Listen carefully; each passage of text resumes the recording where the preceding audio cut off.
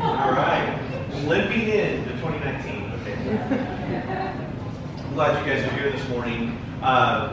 In the lectionary, I'm going to read out of Isaiah 60, verses 1 through 6. Let's go there real fast. I want to just read it. Arise. Arise. Shine.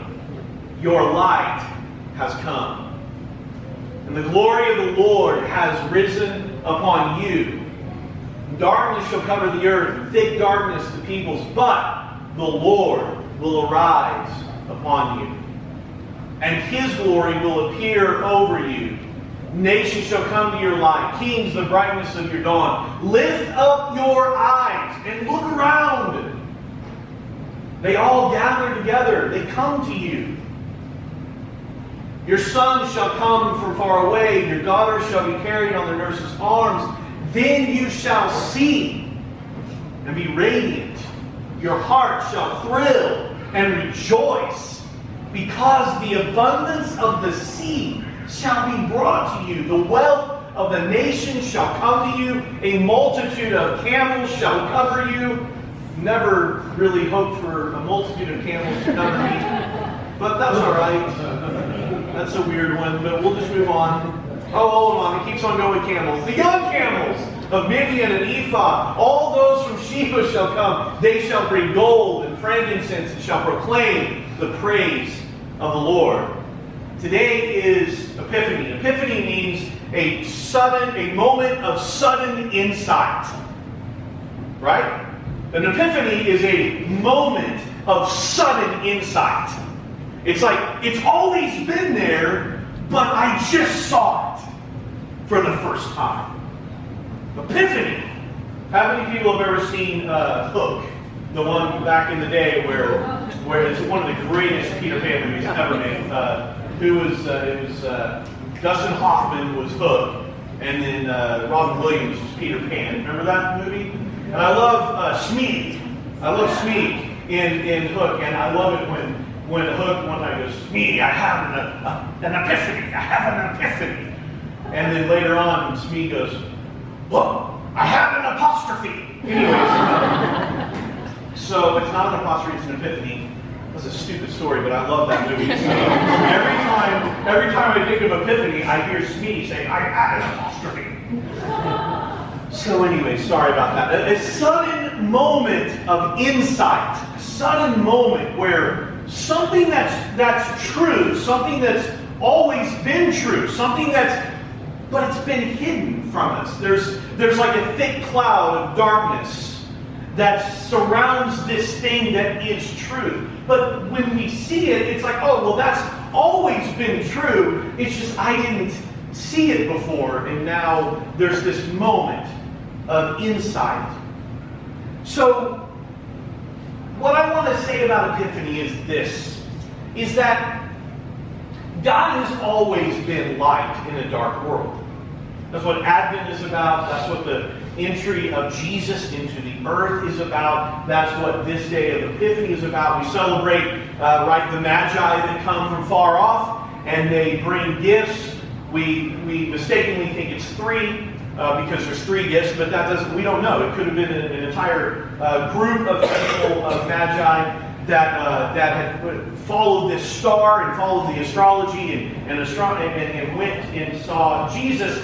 This is probably a 2-year trip or so. A lot of people will say, theologians and scholars will say, probably took a couple of years at least to get there. So this is the day that we kind of celebrate these other people coming to worship Jesus, the child, as the sign, as the light of the world that has entered into the dark world, right? Now, what I want to say is that the Epiphany is that God has always been in the world. The Christ, we talked about this last week, we talked about that the idea of the Christ, the anointing, the blueprint of God has always been in the world. Are you with me? But there is now this sudden kind of moment where it is embodied in Jesus.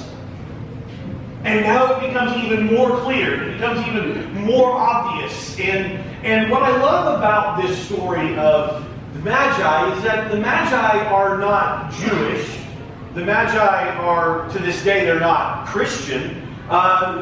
Really, you can trace the Magi back to Daniel in the Old Testament. You can trace them now to Zoroastrianism today. And it's basically astrology and that type of thing. And one of the things that you see is that this is a different way of, a different kind of religion, a different kind of people. But these Magi, these people who were stargazers, they saw in the night sky the truth that the light of the world had entered into the world. Now, the truth of the matter is that the light of the world had always been there. God was always doing what God does. Are you with me? God is always moving. I love in the very beginnings of our Hebrew Bible, there's this phrase that says that when the earth was formless and void and there was chaos going on in it, that it says that the Spirit of God hovered over the chaos. So you could say even then, in the midst of darkness and chaotic moment, the light of the world was there.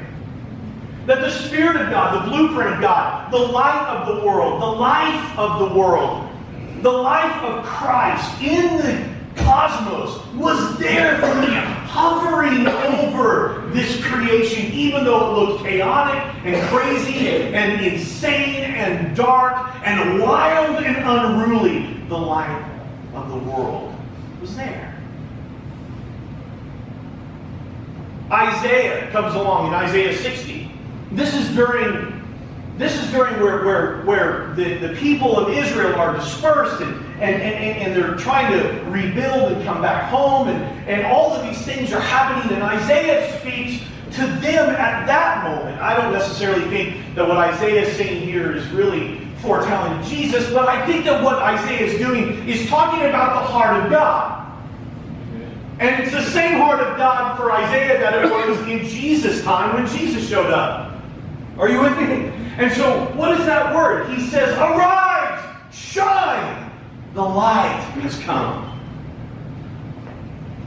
Why would you say arise and shine, the light has come? Because it says, darkness covers the earth, thick darkness covers the peoples. Well, there is, in our world, always this sense of darkness and chaos and unruliness, and evil seems to win many times. We live in a country and in a world right now that is divided socioeconomically, it's divided politically, it's divided religiously. We divide on all of these lines to make sure that we know who's in and who's out and who's okay and who's not okay. And yet that is not the heart of our God. That has never been the heart of God. In fact, what he says, what Isaiah is saying to the people, the Israelites, he's saying, arise and shine. Look, people from all over the world are coming to the light, and you didn't even realize it. It's an epiphany. Sons will come from far away. Daughters will be carried. The sea will give all of its wealth. Sheba and Midian and Ephah, all of these places that they look at as away from God, far away, barbarians that have no part. God says, here's a sudden moment of insight for you. I hover over them also. Come on. Isn't that beautiful? Well, to me, that's beautiful. I don't know if that's beautiful to you. But it's beautiful to me. Because I love what God is saying through Isaiah. And I love what happens at the birth of Jesus. Because some of the first people that show up to worship Jesus as King are people that aren't Jewish. And people that today aren't considered Christian. And the Bible doesn't say anything about it like, well, these weird, horrible people came and we took their frankincense, gold, and myrrh and said, hey, unless you say the prayer and get baptized in our church, then you're not in. That's not what Matthew it just describes. These people from another kind of religion and faith altogether show up to worship Jesus. Maybe Jesus is doing something with people that we don't even see. Maybe God is hovering over people that we never even knew.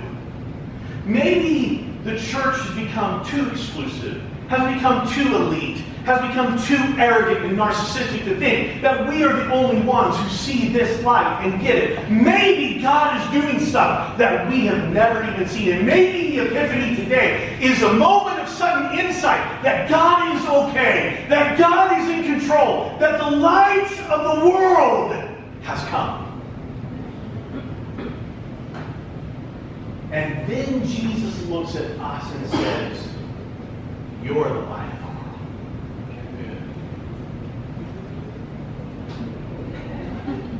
I just had an apostrophe. Maybe we are to be the way God is. Maybe. Maybe we are to love people from all different socioeconomic backgrounds, from all different races, from all different religions, from all different nations and tribes and tongues. Maybe we should see them the way God sees them. Maybe we should see them as brothers and sisters. Maybe we should see them as sons and daughters. Maybe if we see them that way, we will treat them that way. And maybe, just maybe, people will have sudden moments of insight to the love, to the light, to the life of Jesus. Are you with me? Arise, shine, your light has come.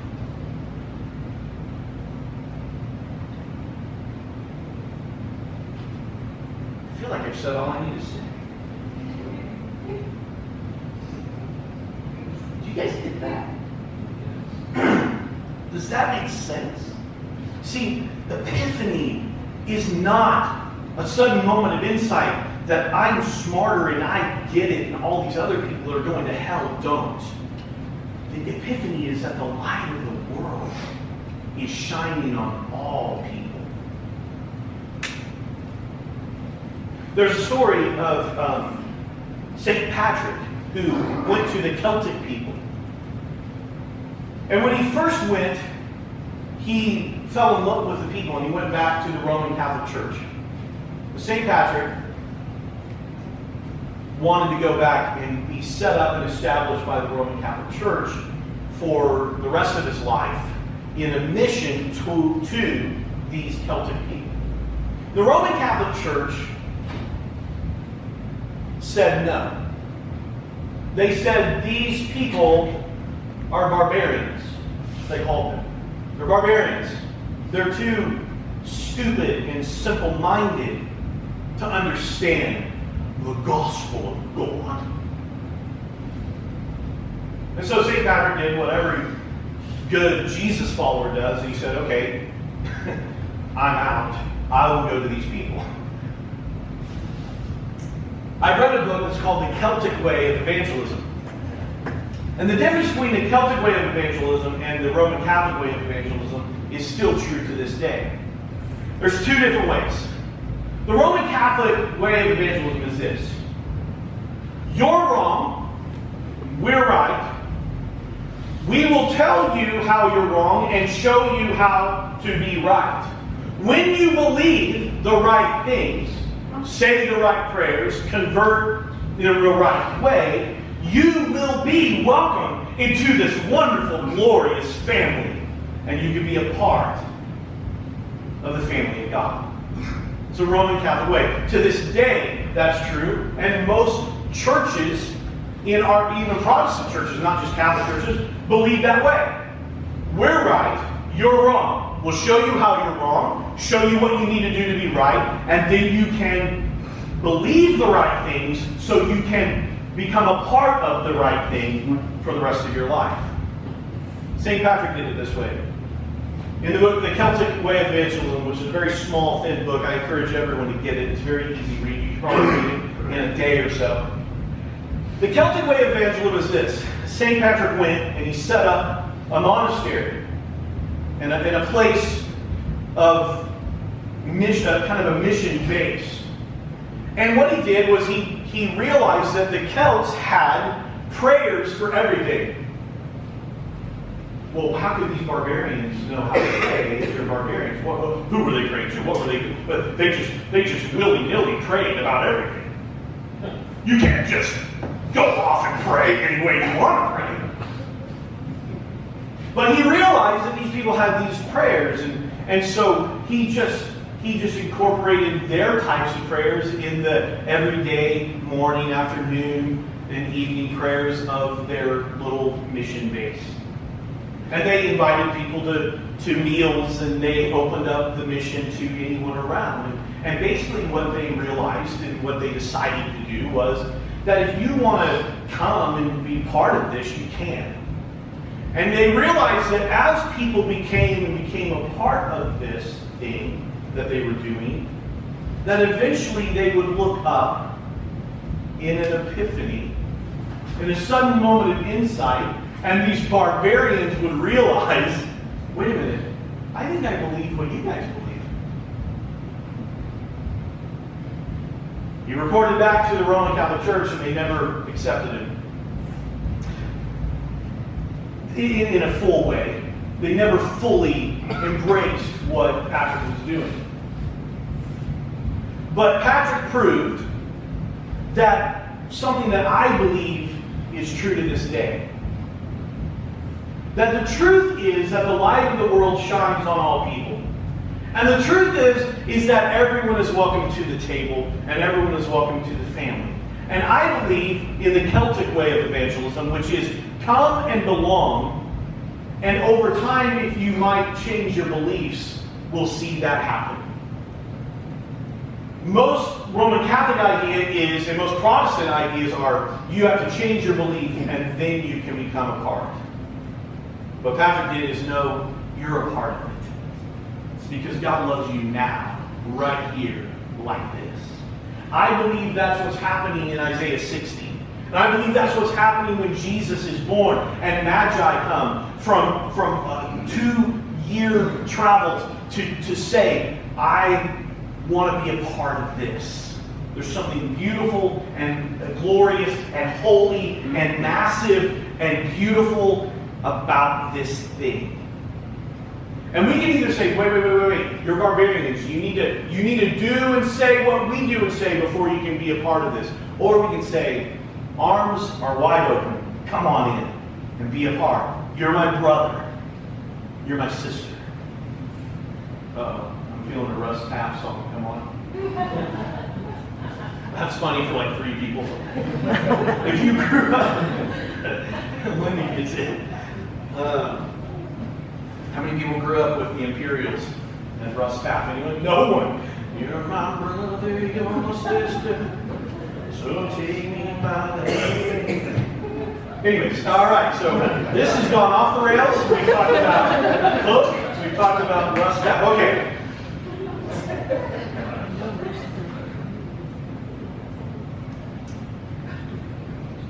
Maybe God's doing stuff that we don't see. My prayer is that you will have epiphanies this year, sudden moments of insight, to see people the way God sees them, to love them as your brother, as your sister, as your son, as your daughter. Arms wide open. That's my prayer for this place, simplicity. Everybody's welcome. Amen? Let's stand.